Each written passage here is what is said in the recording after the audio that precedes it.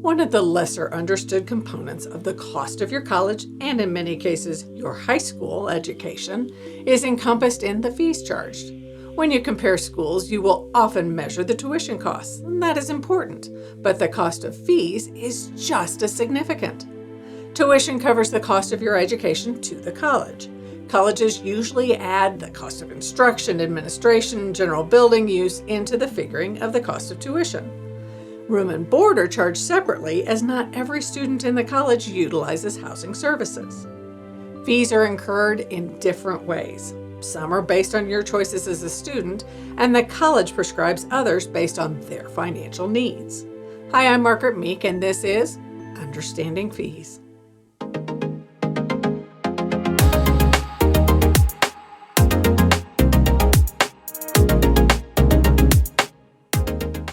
You need to understand the three different categories of fees that exist at the college level. One category includes the fees for services, application, course add drop, graduation, and more. These services are not charged to every student, but the student gains access to something via these fees. The choice for access initiates the fee, so the student has some control. Category 2 includes fees for access services or specialized classes, such as lab fees. Campus-based health insurance also falls under this category.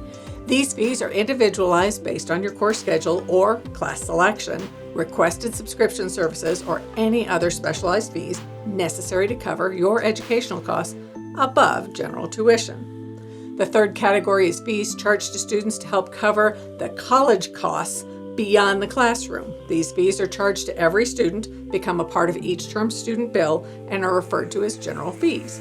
Tuition plus these fees are charged every term. The category of fees covers whatever the college decides is essential, including the cost of new building structures, recreation services, health services, technology support, student activities, the athletic department, and more. Some colleges advertise their pricing with tuition separate from fees, while others lump all the charges together.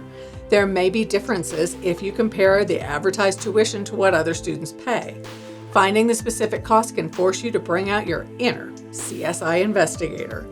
In many schools, the student government determines what fees will be charged and/or how those fees will be distributed. Suppose a school charges fees that include a student activity component. In that case, it is common for the student government to help apportion fees to student organizations and activities. Now let's break down one component of fees that will help to illustrate how they impact the student's wallet. The fees charged to support the athletic department are a great representation of how fees work and often are underreported. You can do this research on every fee component. First, let me say that some schools do not charge a component of fees for athletics. These schools have a strong enough graduate donation base and make significant money from their competitive sports, so they do not need student fee monies. On the other hand, most other Division I schools, along with many D2 and D3 schools, need financial contributions from their students to support their athletic programs. College athletic departments are expensive ventures. Scholarships, salaries, training supplies, equipment, travel, insurance, and medical support are just a few categories on the financial spreadsheet. So the departments raise funding through attendance fees, donors, tournament or championship proceeds, advertising, sponsorship, and through revenue received through student fees.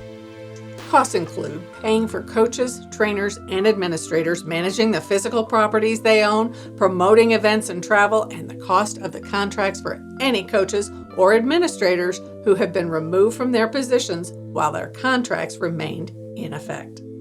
It should also be noted that athletic department programs are big money for the schools and the community. The money spent on food, swag, lodging, and other expenses is important to the small and large businesses in the area of the college.